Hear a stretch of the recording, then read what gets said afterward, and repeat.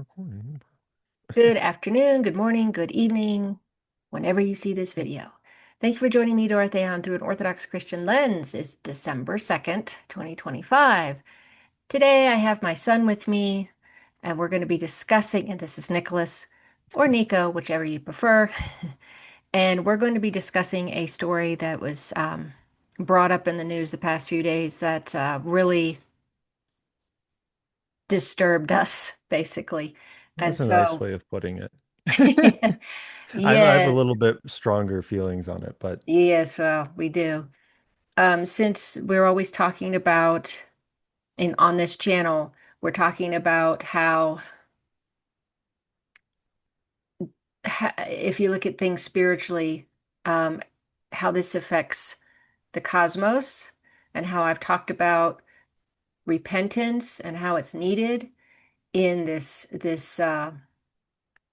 what's going on in the world. And I usually talk about different areas on the globe, but today I'm going to be talking about our own country and what's going on with that.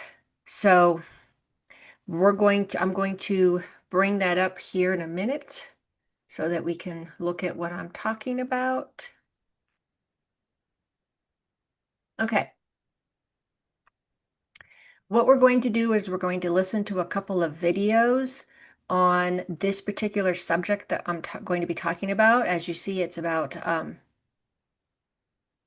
Secretary Hegseth, that the judge is asking here to Scott Ritter, did Hegseth order murders? And as you know, this has to do with the, in my opinion, illegal blowing up of the Venezuelan boats, which the Pentagon has admitted. That means the military in the Pentagon, not Hegseth, has admitted that they don't know who they were shooting at and killing. So we're just um, we're hmm. just told to believe what they were saying. So, so I'm Hmm. going to share this because I think both of these pieces I'm going to be sharing are very important. Let me see if I can move us out of the way just a little bit so that people can see better.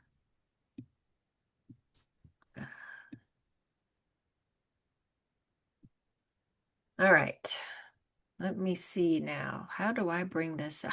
Oh, Earlier today, Secretary of Defense Hegseth tweeted that he denied having authorized or ordered the killing of two survivors who were clinging to the remnants of their boat. These two guys were in one of the speedboats that the United States military had attacked.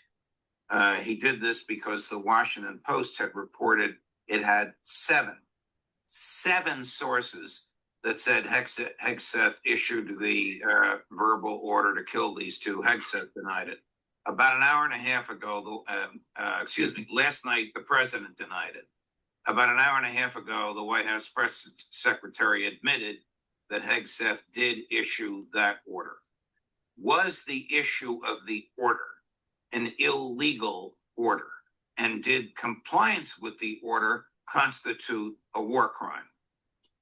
100% illegal order. Look, this is one of the clearest. Okay, there's no debate here. There's no gray zone. As a second lieutenant in the United States Marine Corps at the basic school, we are taught the law of war. And one of the videos they showed my class was a video of American submariners who had sunk Japanese merchant shipping. And then the submarine came around and the sailors were on the ship shooting the Japanese in the water, just slaughtering them. This was common practice in the Second World War. And because of this, the world was sickened by it. There were other things where Germans did similar things to, our sailors in the water. In fact, as many German submariners were arrested, tried, and executed for that crime.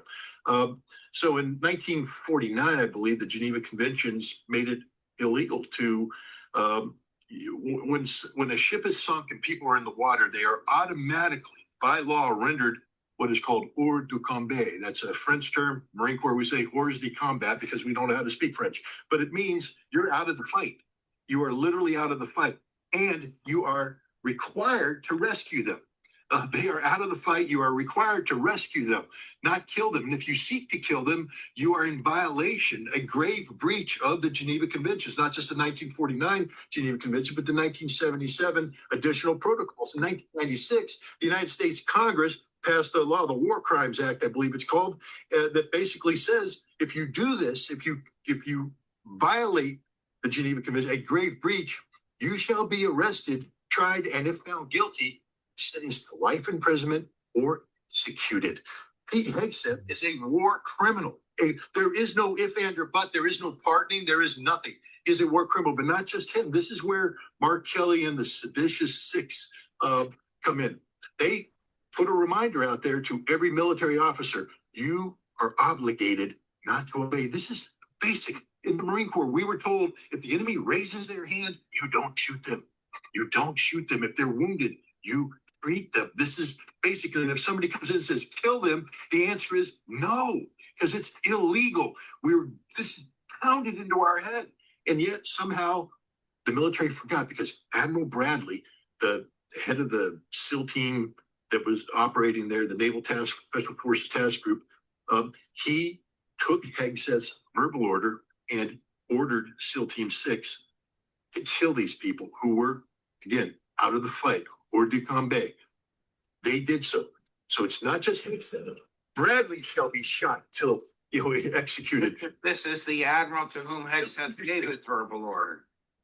Pardon? This is the admiral to whom Hegseth must have given his verbal order. Admiral Bradley's only response Bradley could have said is, "No, sir, that's an unlawful order. I'm ordering my SEAL team in accordance with the UCMJ and the laws of war. We're going to go in and rescue these people. They are out of the fight. We are now going to rescue them. And if you choose to prosecute them afterwards, that's your business. But no, Secretary of War Hegseth, I will not obey that order. That's an unlawful order." End of story. And if Bradley gave that order, the SEAL team commanders have said, ain't happening, sir. You can't order me to execute people who are legally out of the fight. It's against the Geneva Convention. It's against U.S. law. I will not do this. This is why Senator Mark Kelly said, everybody refamiliarize yourself with the law.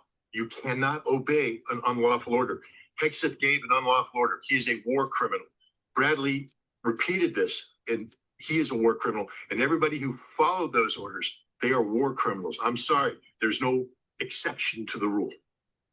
We're running a poll during this. Okay, so this is the first thing that we listened to, and I'm going to let you go ahead, Nicholas. And what do you think of what Ritter said? I remember when I had first seen this part, I was like, yeah, oh, that makes sense. Uh, all of this is a very, okay. People need to understand, I really can't stress this enough, but, this is a very serious, really. I mean, I know this term is thrown around in younger circles and stuff, and it's kind of memed a little bit on war crimes and stuff, but when we really need to be serious about this allegation here. When you're saying something is a war crime, you're talking about very serious punishment, along the lines of execution, as Scott Ritter said. And while I don't, of course, advocate for, executing people and stuff, I do understand that. I guess I kind of make a pardon in a sense when it comes to large scale crimes that war crimes often encapsulate, um, because you're talking about many people's lives. You're not just talking about one or two or three, which I mean is already bad enough, but you're talking about, ripple effects. And as you can just see, as Scott Ritter said, one person can give this command and then it ripples down, and then you have all these other people. This is very serious stuff.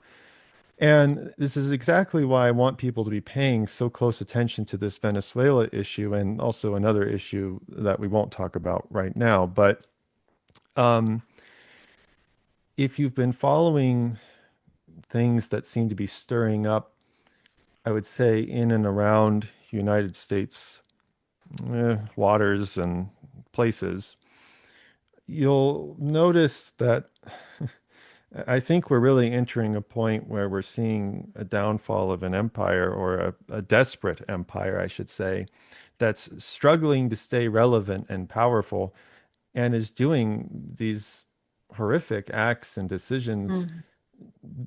purely just to stay afloat, you know? So while this didn't, I mean, obviously I was very upset. But the other video we'll be seeing is where I got really upset. Well, we'll go to that one.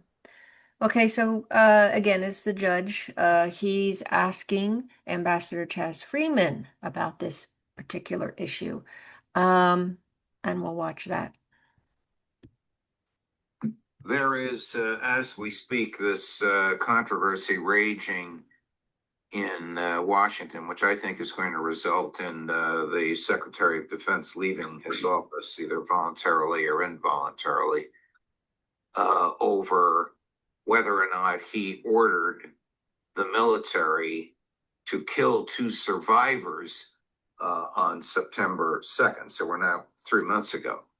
Apparently, in this act of piracy, the American military destroyed a speedboat, and 2 people survived, and they were clinging in the middle of the ocean to the remains of the boat, hoping to be rescued.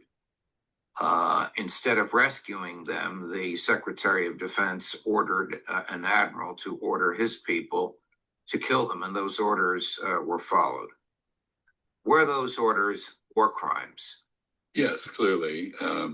First of all, there was no basis for destroying the boat. The normal procedure under international law, if you believe there is contraband aboard a boat, is to board the boat and inspect it.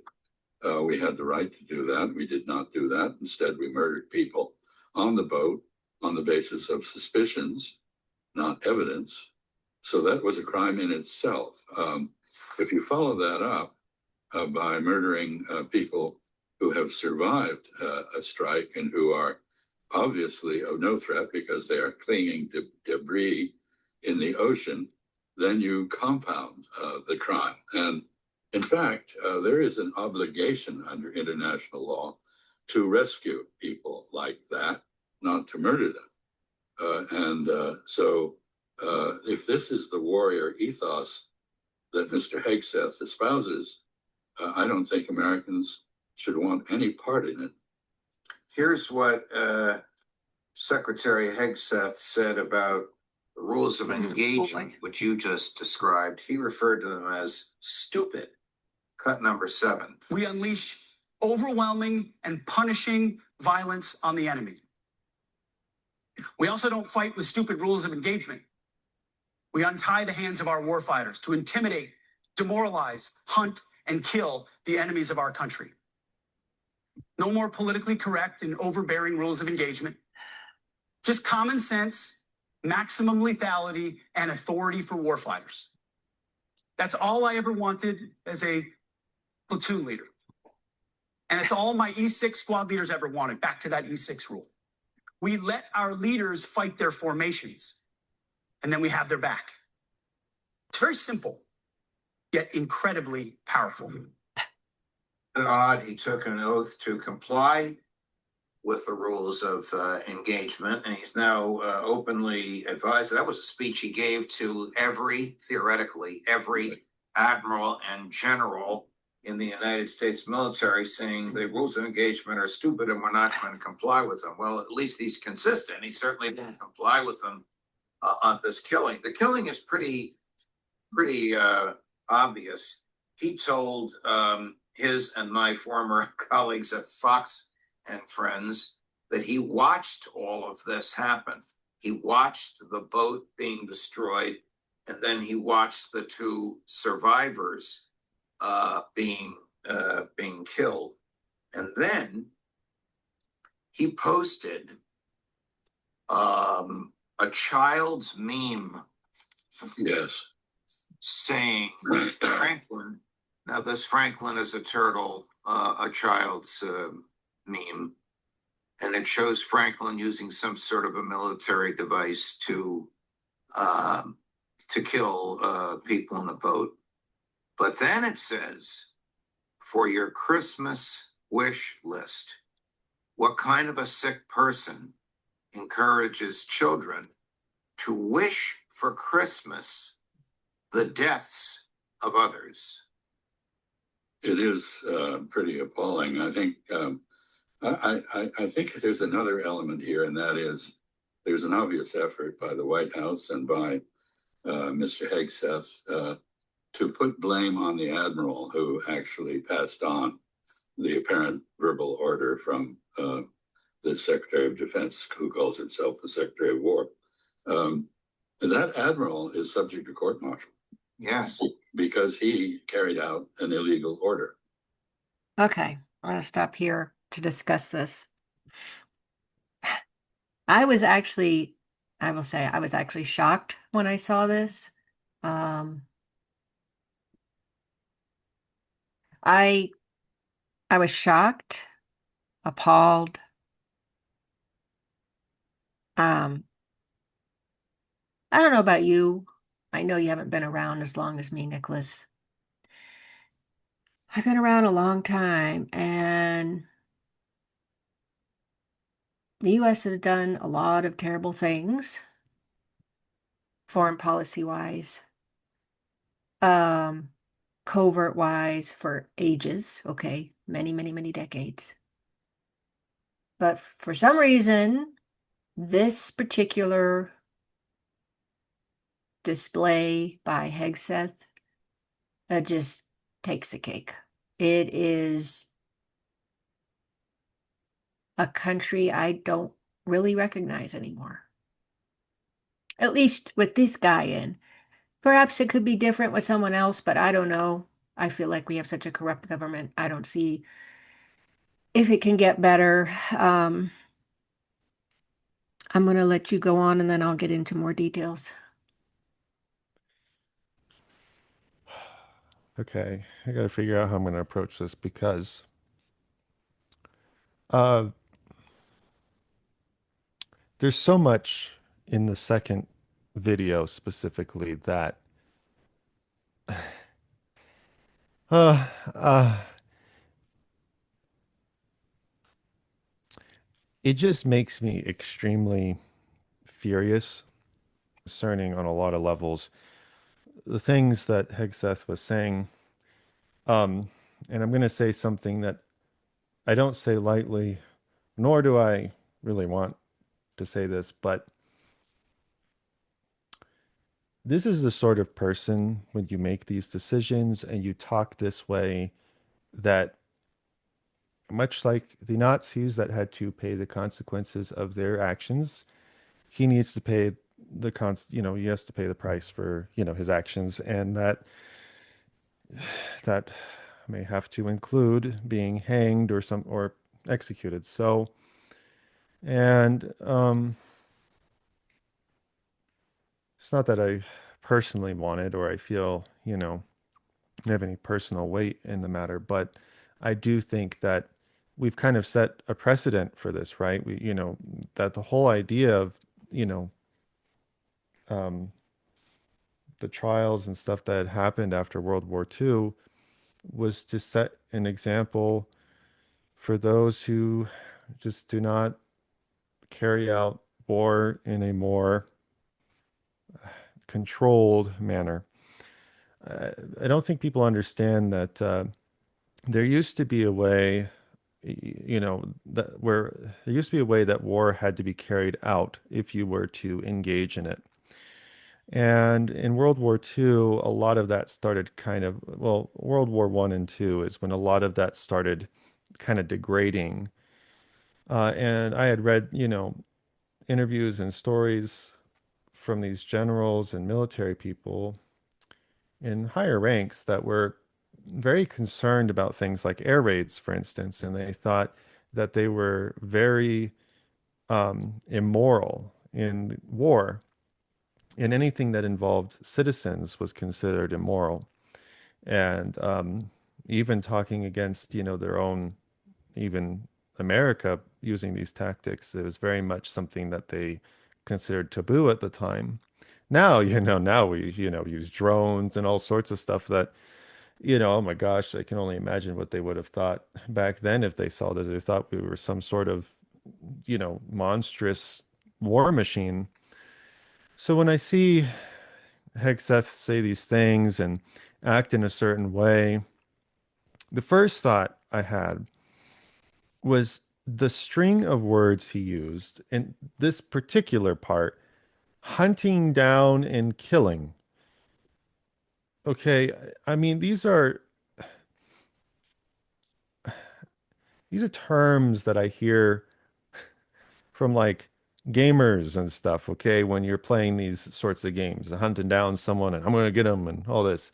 And all I could think of was when hearing him is some Call of Duty player or something. And I'm not saying that all players who play these games are like that, but it is a common sort of way of talking and mentality that I see from them.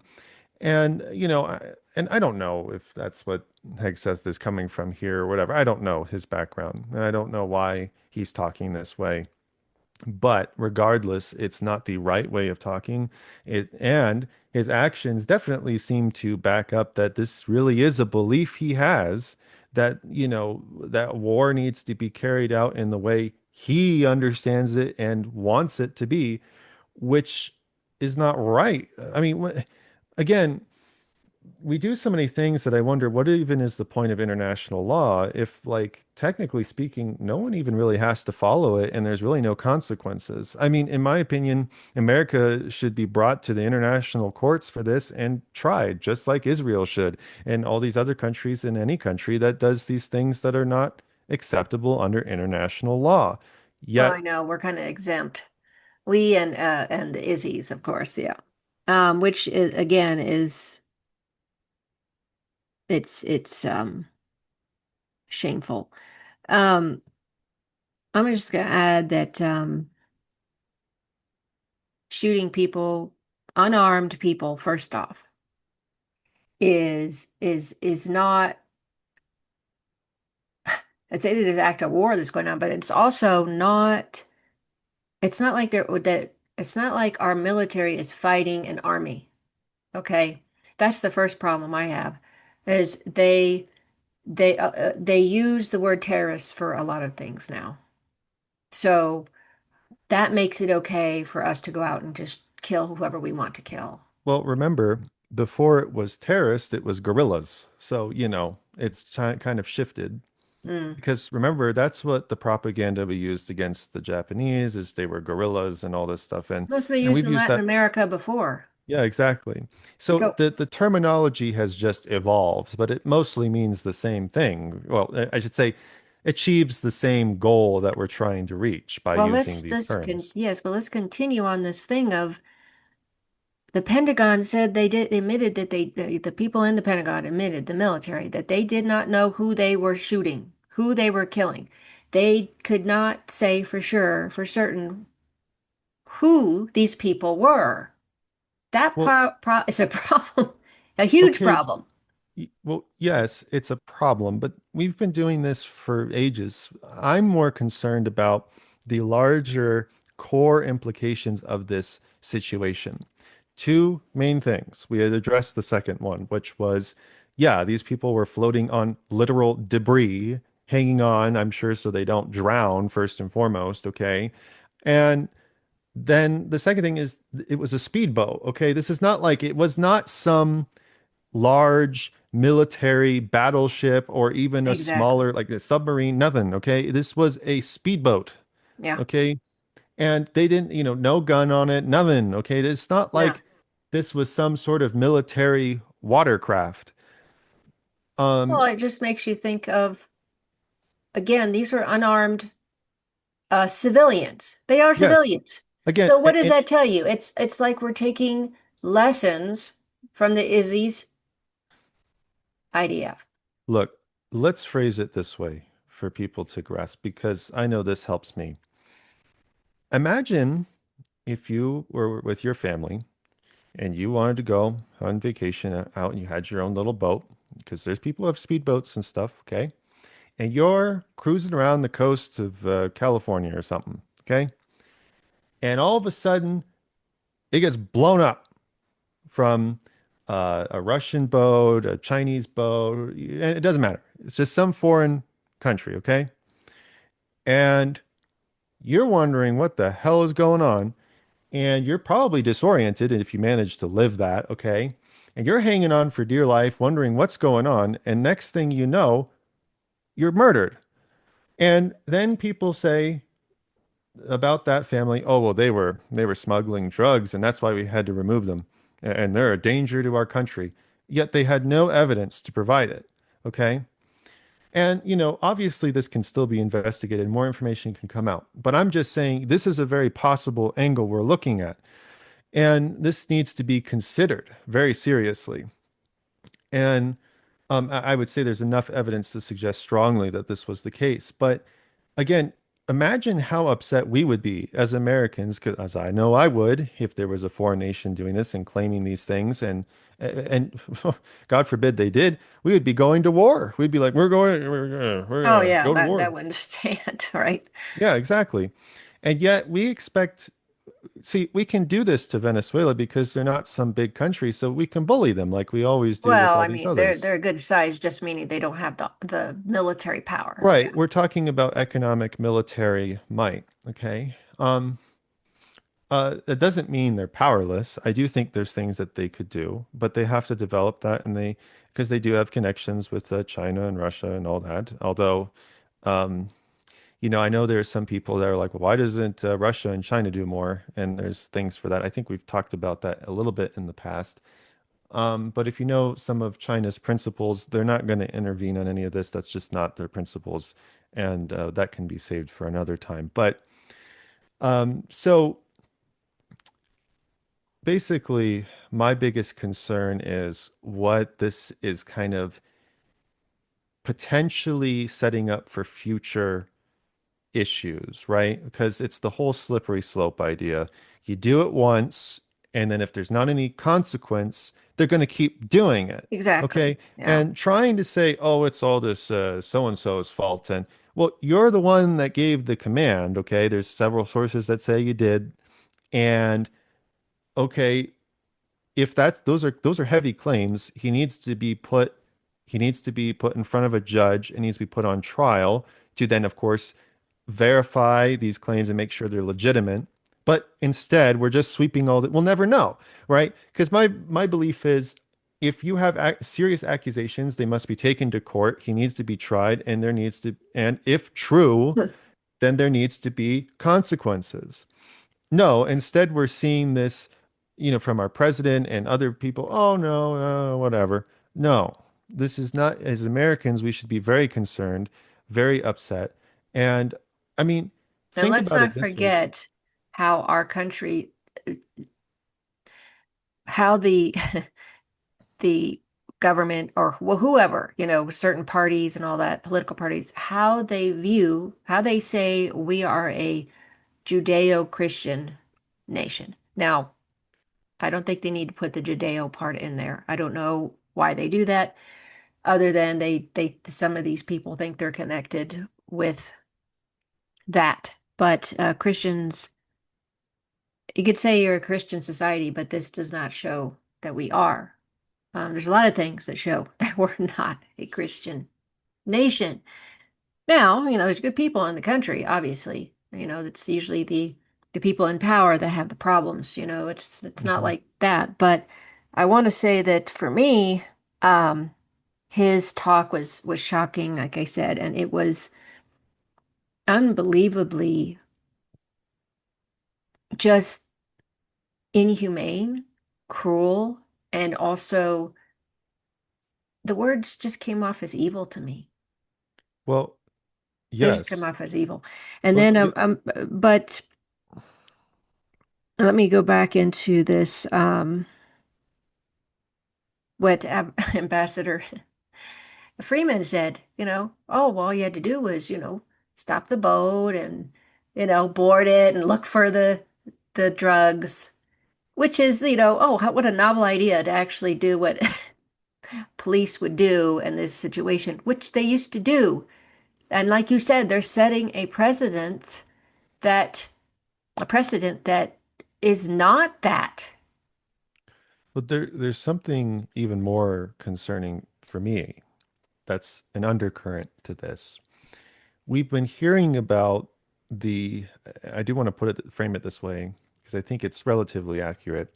This militarization against the people here, okay, citizens, and even those that aren't fully citizens, right? The point is, when he was talking about that he does not want any of this stuff pretty much in the way of military operations, what are you going to do as an American citizen if, say, he's still in charge of the military and he decides that, or the president decides that some group in the United States they label as terrorists or whatever, and because they apparently thrown international law and these orders out the window, they can just shoot you all up or do whatever. Throw This you is a in very jail, which they serious already do. reality. This is a very serious possibility that we could be facing. I'm not saying that we will, but I'm saying this is the slippery slope that I'm talking about. Yeah. I also want to discuss the Franklin cartoon. Oh Lord. Um, I couldn't believe that when I saw it. It's so, I mean, if you're a parent, eh,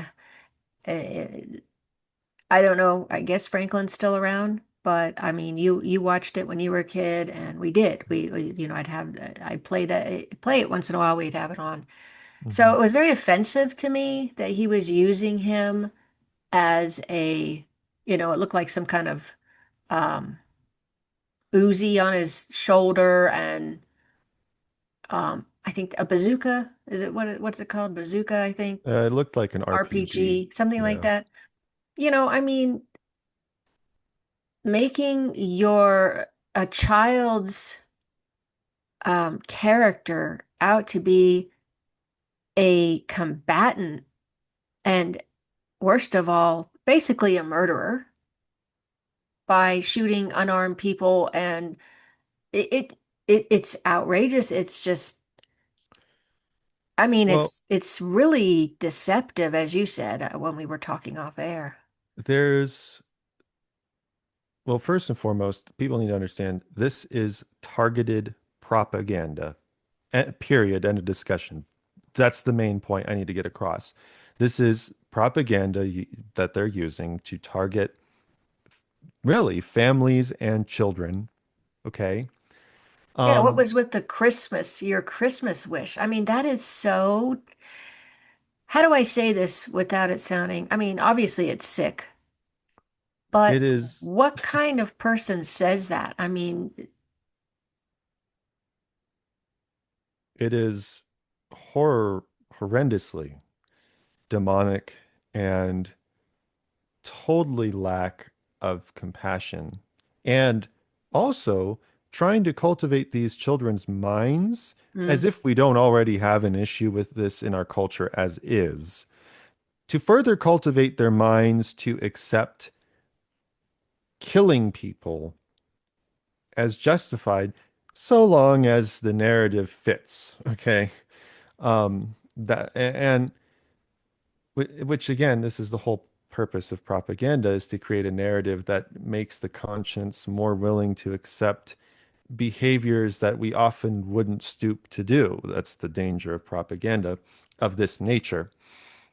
Um, Again, this isn't the type of propaganda that's rallying the people for a just cause or anything like this. No, this is a form of propaganda used to essentially brainwash and change the mindsets of a younger population and possibly even families to accept this sort of mindset. I mean, I can't think of any family that would actually buy that or whatever it is, may even show their kids that. Okay, I really don't think Right, they would want to.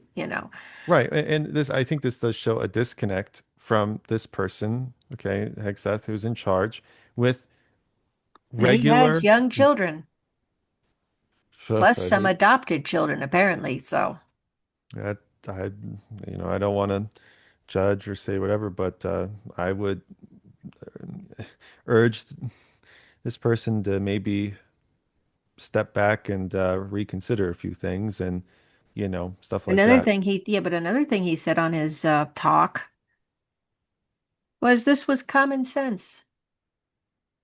How could this be common sense?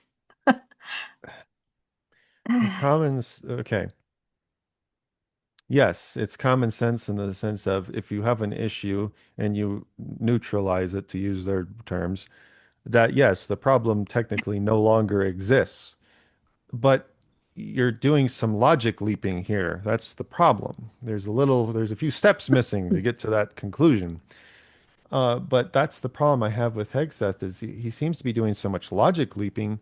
And anytime someone does that, you get to these convoluted conclusions that actually end up making things worse rather than better. And I wanted to say this on the Franklin thing. I find it extremely disturbing that he uses Franklin, first and foremost, the image of a turtle, which are known for patience, wisdom, and, slow approaches in life. Mm. Yet he purposefully has this distorted Yeah, into why did he something. pick him? He could have picked any other character. Well, I mean, any other character would still be bad. But what I'm saying is Well, I why, know, but what, why that one? why Franklin? And Yeah, as that's someone a who watched the show, he was always so calm and quiet. There was this calmness about the whole show and this demeanor, of course, that fit a turtle. So why in the world is he showing this turtle using an RPG to blow up these ships and people from a helicopter of all things? I mean, well, I mean, I think Kim Iverson, when I watched her view on this, her her suggestion or her thought process was that, well, maybe that's supposed to resemble like a Ninja Turtle, because the Ninja Turtles were fighters. But then again, why didn't he just use a Ninja Turtle if he was going to do that? you know, I think I think of this of things that saw when I was growing up. This sort of meme behavior is like those stupid jokes that they would do with like Mario, where he would like pull out a gun and like shoot a Goomba or something. I mean, it's terrible. But Mm, people find that so funny. It's not funny. Okay? It's not you're twisting a character to do that's meant and aimed towards families and children that represents a safe space, okay? And you're twisting it into this darker messaging. And again, I think this yeah. gets into a whole larger cultural problem, but uh, this is definitely a symptom of that and a symptom of much more concerning matters, I think, that are definitely bubbling underneath the surface. So, Well, let's go on to mhm. the hypocrisy from President Trump. Um, Lord have mercy.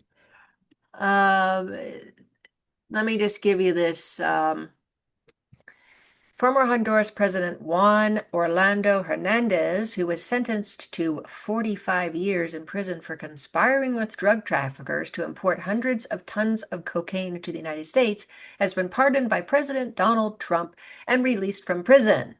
Hernandez was convicted in a U.S. federal court of taking millions in bribes to allow drug shipments to pass through Honduras using military and police protection, with prosecutors describing his actions as creating a cocaine superhighway. Trump justified the pardon by claiming the investigation was a Biden administration setup and that Hernandez was unfairly targeted because he was president, stating he agreed with many in Honduras who believed he was set up.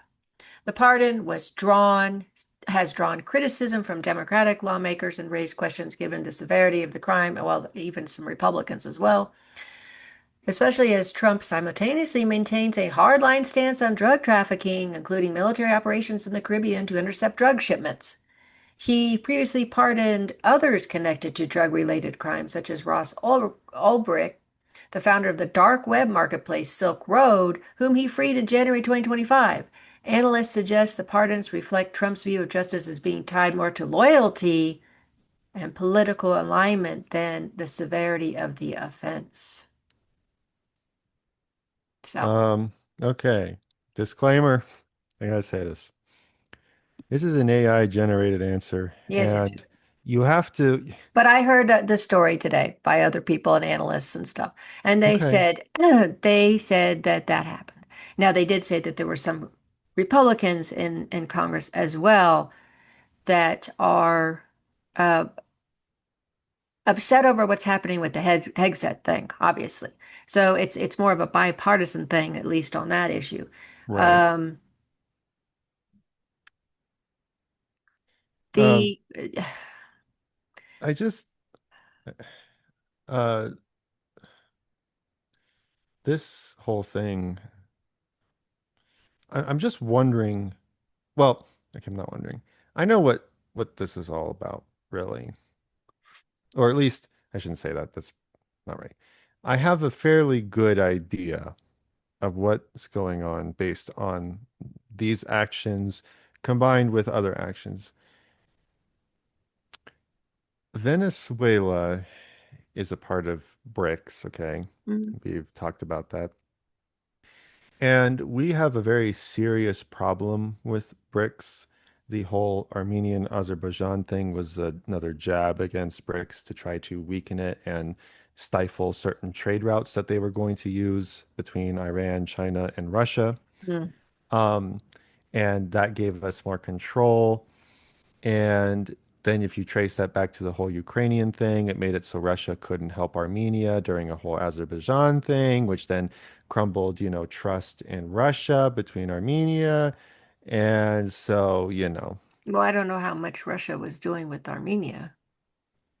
a lot. I told you, historically, they've been involved in every single Oh, that's meeting. right. They were the stabilizer in the Middle East. Yes. That's right. And this meeting where they decided this was the first time ever in Yes, history where Russia had zero presence, that's right. in, Yeah.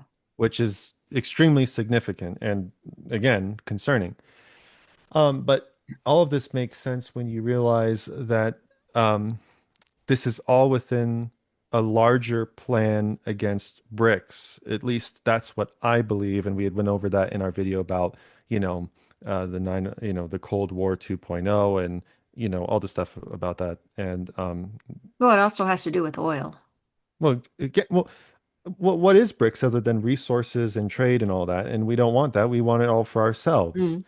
That's kind of the whole point I'm trying to make. That's why we're stifling all this stuff because we want to choke them out while also having our own strength. It's a passive aggressive diplomatic move, if you want to call it that, a type of foreign uh, diplomacy, I suppose. But um, I don't think that's very diplomatic, but okay. that's how we phrase it, right? You mean That's how like we foreign frame it, and policy? yeah, and um, so seeing the hypocrisy here. I don't even really want to call it hypocrisy because it's more of right in line with everything else we've been doing. We pardon the people we want to pardon, and we Yeah, get rid of the people we want to get rid of. yeah, that's There true. is no justice. There is no moral compass for us. We got to get rid of that idea. America has not run on that really much of ever. Okay, we've always done whatever we thought would Well, I mean, benefit not us. forever, but I said, well, yeah, not like all the time, but I'm I mean, saying, like maybe there was, I mean, it's always been doing stuff that's not good, but not well, as, I mean, there was there was a little bit more um shame if people did that. Now it's, it's less of the culture is not the same as it was. no, and Yeah. and that's another thing I wanted to point out is, these things were happening, and don't be under the wrong impression that these things weren't happening before. No, they were. It's what's concerning me more is just how brazen these Yeah. people have gotten that they're just okay saying these things and they think that we're all just going to be like, "Oh yeah, that's fine. Yeah, that makes sense." Well, I'm sure for some people that may be how they react, but I can assure you that I believe most Americans are not in that mindset nowadays. And I know especially people in my generation, we're not happy with what's, a lot of what's going on right now. No matter what our views are. I have friends from different political spectrums, but we all, agree on, that there are certain things that are just like, no, you don't do that. So, um, yeah, I just feel like this is, well, it's sad in a ways. It's sad that, we're at a point now where this is all okay. Well, we have these people who are excited about us getting rid of these supposed narco terrorists, because they just believe whatever's told, I guess, because they're excited about, everybody. Well, I understand people don't want to have drugs brought into the country, but they're already there, and we really need to work through that first. As one of the analysts said, I agree. You need to actually work in your own house first before you start trying to go into other people's yards, so to speak. So, I mean, it's fine that you want to combat. I don't know how you want to put this the drug wars, but back in the 80s, we had, Reagan in and Nancy Reagan say no, just say no. The war on drugs has never worked. It has never worked. There Well, is look, no, and we don't have the right approach. I really don't think we have the right approach. Instead of throwing people in jail, we should be putting them in treatment centers and helping them to rehabilitate. well, this kind of ties in with our whole stuff that I know that we've lobbed towards China. And yes, these things exist. I mean, China has been suffering from opioid and opium problems since Britain introduced it without the emperor's consent into the country. So, and I suggest you learn about the Opium Wars. It's a really interesting part of history, disturbing, but interesting. And I would say that whole century, the century of humiliation for China, gives a whole lot of context of why they are the way they are today and why they make a lot of these decisions. And, this whole idea, we blame all these other countries. Oh, you're okaying drugs and all this. And I'm like, you know, you're saying this about some countries that have had a history with this and have been trying to get rid of it for ages. And you act as if they don't care about these things like we do. I assure you, many countries care about this and don't want it to be a problem, okay? Especially countries that care about their own people very much. I Yes. Well, mean, we have a history of our own. I mean, CIA was bringing in cocaine. Okay, so working mhm. with drug dealers, as far as I've read on news and you know, from historically in the 80s and stuff, that's been in the news on that. I just don't think, well, it's not working. I don't think that's the reason why they're out there doing that in the first place. I don't think it has anything to do with drugs, to be honest. Um, and so anyway. Got to wrap this up. Running out of time here, but uh, what do you all think out there on this issue? Um, we're coming from our own views on this, but also from the spiritual view. As I said, you do things that affect, as the chaos theory, as I have said, it affects the whole cosmos, the whole world, and what we do, whether it's holy or sinful. And we're trying very hard. We're praying to we're doing repentant prayers and asking the Lord for mercy on our country and us and all the world. And things like this do not help in doing this, but we continue anyway. We need to on this. So thanks so much for watching, for following my channel. Thanks, Nicholas, for joining me on this conversation, sharing your thoughts and sights that were very informative and helpful to this conversation. Any last words?